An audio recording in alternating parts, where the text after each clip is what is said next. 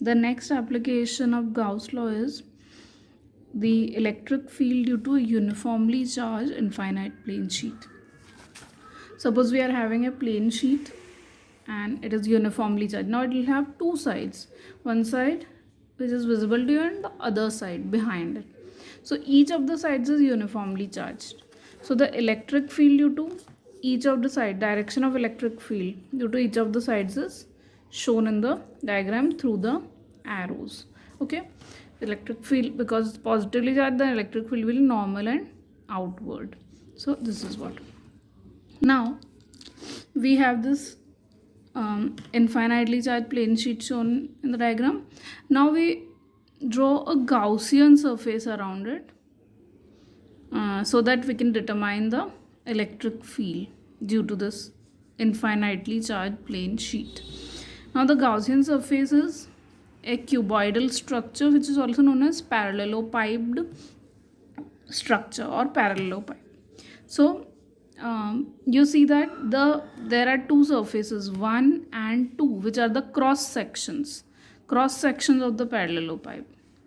So 1 and 2, the direction of electric field and direction of area vector will be parallel to each other. How? I will explain this. For the parallelopiped Gaussian surface, for example, we are having, suppose this is what we have. Now this surface 1, this is 1 and this is 2 according to our diagram. So the direction of electric field, it is as shown in the diagram for each of the sides.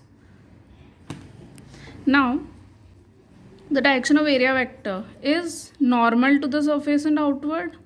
So for surface 2 and surface 1, it is normal to the surface and outward. That's why we see that for surfaces 1 and 2, which are the cross sections of the parallelopipe, the direction of electric field vector and area vector are parallel to each other. That is why we have theta 0 degree between E and A or E and S, whatever you would like to call it. For the remaining four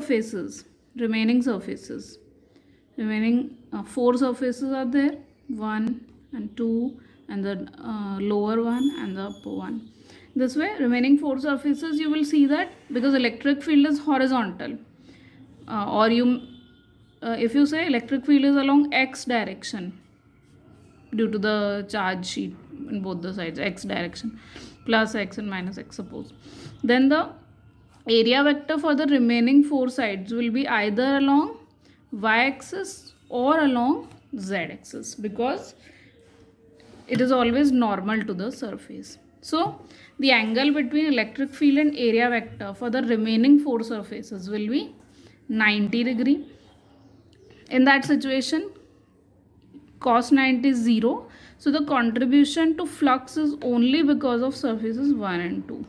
And for surfaces 1 and 2, theta being 0, we easily have cos 0 equal to 1, as we have used in the last derivation also. So the total flux will be only due to surfaces 1 and 2, which will be E into A.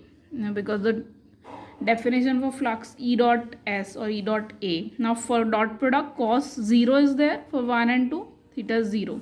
So cos 0 becomes 1. So for both surfaces 1 and 2, the flux is E into A cos 0 degree, E into A cos 0 degree, that is 2EA. Overall flux is 2EA. Also, according to the surface charge distribution concept, the total charge is sigma A, where sigma is the surface charge density. So Q is sigma into A. And Gauss law says that total flux is Q upon epsilon naught. I substitute the value of Q as sigma A. So sigma A upon epsilon naught. Now equation 1 gives us, sorry, not equation 1.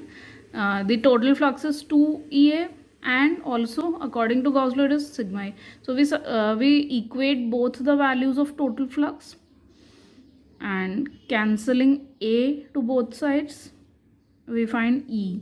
Overall value of E is sigma upon 2 epsilon naught.